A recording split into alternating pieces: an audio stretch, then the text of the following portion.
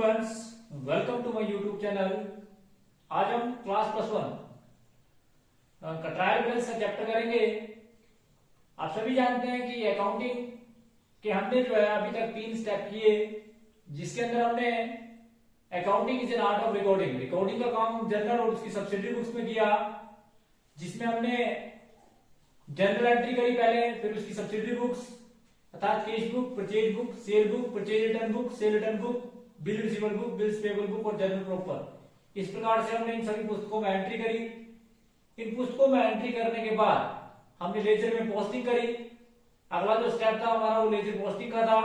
फिर हमने cash book का चैप्टर किया और उसके बाद आज हमने 4th स्टेप में जो है, क्योंकि आप सभी जानते हैं कि फर्स्ट स्टेप के अंदर you have to identify the business transaction, then recording the business transaction, then classifying the business transaction, then summarizing the business transaction। तो आज हम 4th स्टेप करेंगे जो ट्रायल बैलेंस है।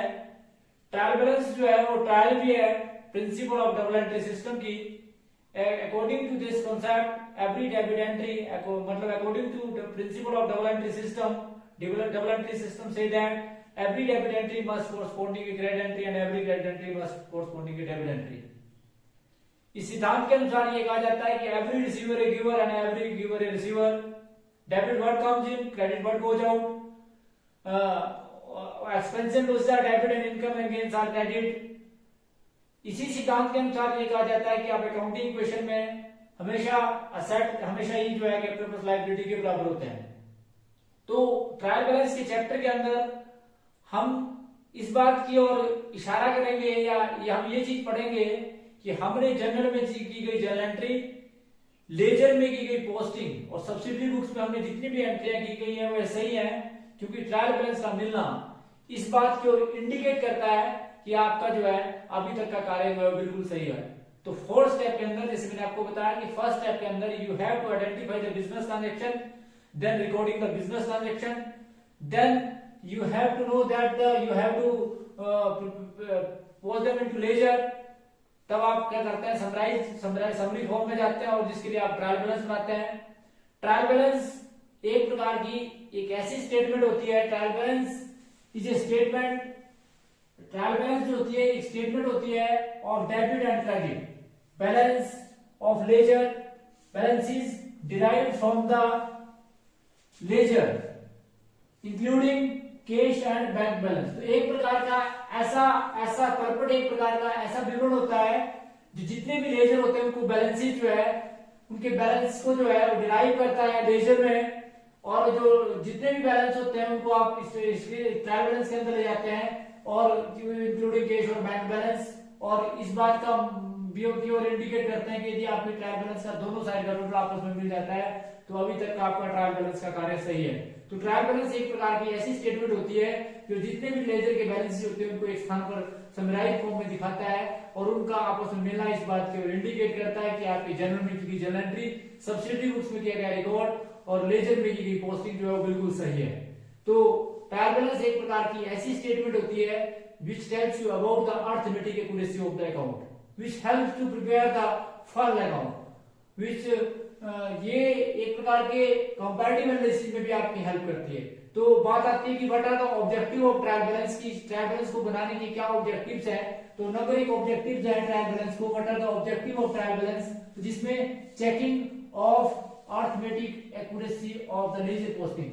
सबसे पहला इसका जो ऑब्जेक्टिव है कि आप चेक करते हैं कि आपका गणितीय शुद्धता का पक्की प्रमाण जांच करने के लिए आपकी हेल्प करता है कि आज तक का जो आपका कार्य है कि आपने जनरल में जर्नल एंट्री सही करी, आपने लेजर में सही पोस्टिंग करी, और यदि आपने ये सारे कार्य सही किए हैं, अमाउंट भी आपने सही लिखा है, जो बैलेंस इस साइड है उस साइड आपने लिखा है, तो ये आपकी अरिथमेटिक एक्यूरेसी ऑफ अकाउंट के बारे में बताता है कि आपने अभी तक का सारे कार्य जो है वो सही किया है। तो लेजर पोस्टिंग जो है ये आप सभी जानते हैं कि लेजर पोस्टिंग की अरिथमेटिक एक्यूरेसी को भी चेक करता है कि आपने जो है अभी तक का कार्य जो है वो सही किया, क्योंकि ट्रायल बैलेंस का मिलना इस बात को इंडिकेट करता है कि अब तक का आपका सारे कार्य सही है।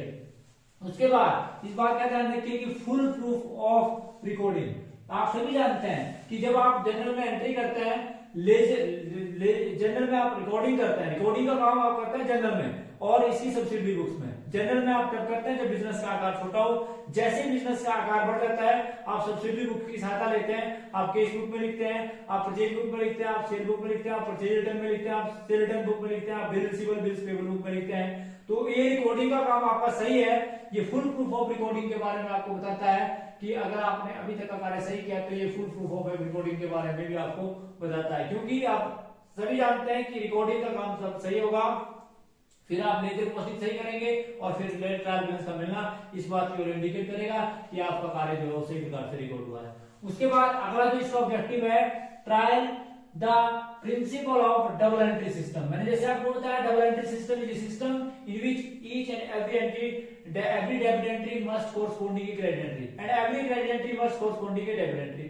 तो अगर आपकी ट्रायल बैलेंस मिल जाती है इसका मतलब है आपने डेबिट भी सही किया और आपने क्रेडिट भी सही किया और आपने सारे प्रिंसिपल्स को डबल एंट्री के जितने भी सिद्धांत हैं उनको लागू किया, चाहे वो पर्सनल अकाउंट का, चाहे रियल अकाउंट का, चाहे नॉमिनल अकाउंट का है, और चाहे एसेट और लायबिलिटी का, और चाहे कैश और बैंक बैलेंस का है। तो वो सारे के सारे आपने सही प्रकार से किए हैं। ये आपका एक इस ऑब्जेक्टिव को भी पूरा करता है कि आपका जो डबल एंट्री सिस्टम का जो प्रिंसिपल है उसका आपका एक ट्रायल हो जाता है। उसके बाद helpful in preparing of final account. आप सभी जानते हैं कि प्रत्येक व्यापारी वर्ष के अंत में व्यवसाय की प्रॉफिटेबिलिटी कंडीशन और व्यवसाय की फाइनेंशियल पोजीशन को जानने के लिए फाइनल अकाउंट बनाता है। तो अगर आपके पास ट्रायल बैलेंस नहीं होगी तो आपको फाइनल अकाउंट बनाने में भी समस्याओं का सामना करना पड़ेगा।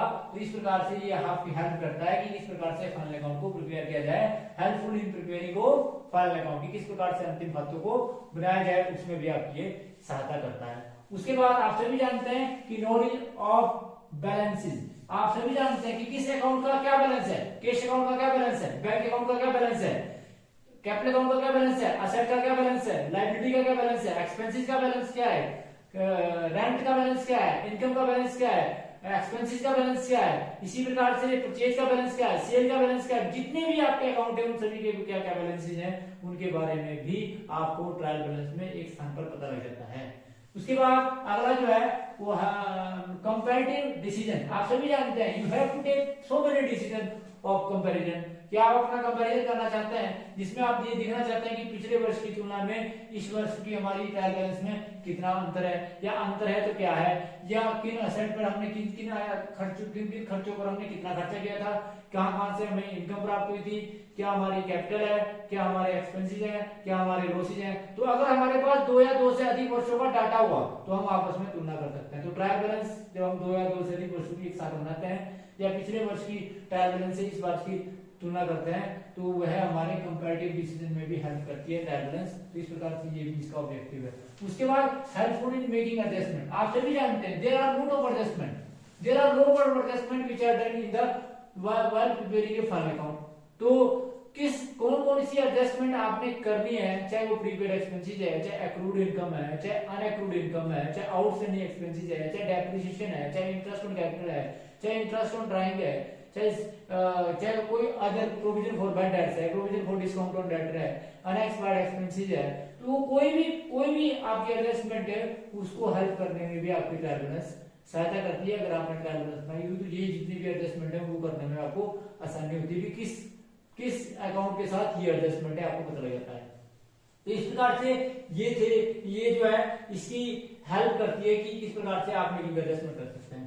उसके बाद डिडक्टिंग ऑफ एरर्स। आप कई प्रकार की एरर्स ऐसी होती हैं कि जो आप ट्रायल बैलेंस से आपको पता लगती है, जैसे error of audition, error of omission, error of commission, error of कोई डिडक्शन की, या कोई एरर ऑफ प्लस माइनस की कोई गलती हो, तो वो सारी की सारी एरर को जो है पता लगाने में भी जो है ये आपकी ट्रायल बैलेंस हेल्प करती है। तो ट्रायल बैलेंस के ऑब्जेक्टिव से number 1 check the arithmetic accuracy of the ledger posting, number 2 full proof of recording, number 3 trial the principle of double entry system, number 4 helpful in preparing of final account, number 5 knowledge of balance, number 6 comparative decision, number 7 making helpful in making adjustment, and number 8 is deducting of errors. तो इस प्रकार से जो है ये बोलते हैं कि ये सारे के सारे ऑब्जेक्टिव्स थे जो ट्रायल बैलेंस को बनाने के आपके हैं। उसके बाद व्हाट आर द इंपॉर्टेंस, उसके बाद बात आती है कि इसकी इंपॉर्टेंस क्या है ट्रायल बैलेंस की,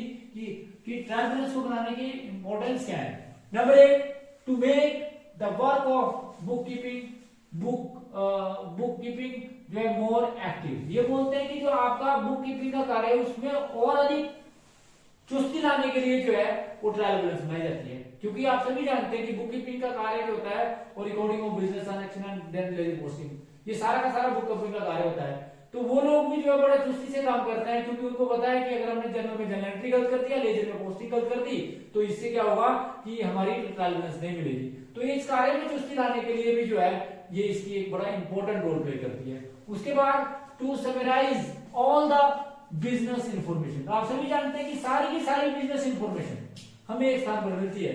जर्नल एंट्री में जर्नल एंट्री, एक जर्नल एंट्री गई होती है, दूसरी गई होती है, फिर तीसरी गई होती है, अलग अलग पेजों पे जर्नल एंट्री होती है। लेजर भी इसी प्रकार से अलग अलग पेजों पे होते हैं। अगर हमने सभी को देखना हो तो हमें इतना टाइम, बहुत टाइम हमारा बर्बाद होगा। तो अगर हम ट्रायल बैलेंस बनाएंगे तो हमारे सारे जितने भी खाते हैं उनके सारे बैलेंस जो एक स्थान पर होंगे, जो हमें समराइज फॉर्म में इंफॉर्मेशन देता है बिजनेस की। तो इस प्रकार से समराइज फॉर्म में इंफॉर्मेशन देने में भी आपकी हेल्प करते हैं।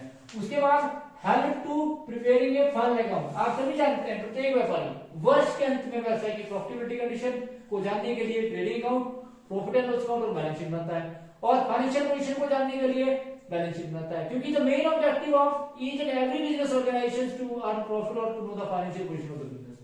तो ट्रायल बैलेंस आपकी हेल्प करती है कि इस प्रकार से आप अंतिम खातों को आसानी से बना सकते हैं। तो क्योंकि अंतिम खातों को बनाने से पहले ट्रायल बैलेंस बनाई जाती है, और ट्रायल बैलेंस को बनाने में जो है ये फाइनल अकाउंट को बनाने में जो है वो ट्रायल बैलेंस जो है वो हेल्प करती है। तो इस प्रकार से help to preparing a trial balance. उसके बाद complete recording of business transaction. ये बोलते हैं कि बिजनेस ट्रांजैक्शन का कंप्लीट रिकॉर्ड करने के लिए भी जो है वो ट्रायल बैलेंस हेल्प करती है। कि आप सभी जानते हैं complete record of business transaction का मतलब ये होता है कि आप each and every business transaction को कंप्लीटली रिकॉर्ड करना चाहते हैं, क्योंकि complete record of business transaction का मतलब है कि ट्रायल बैलेंस का मिलना इस बात की ओर इंडिकेट करता है कि आपने जर्नल में जर्नल एंट्री सही करी, आपने लेजर में पोस्टिंग सही करी।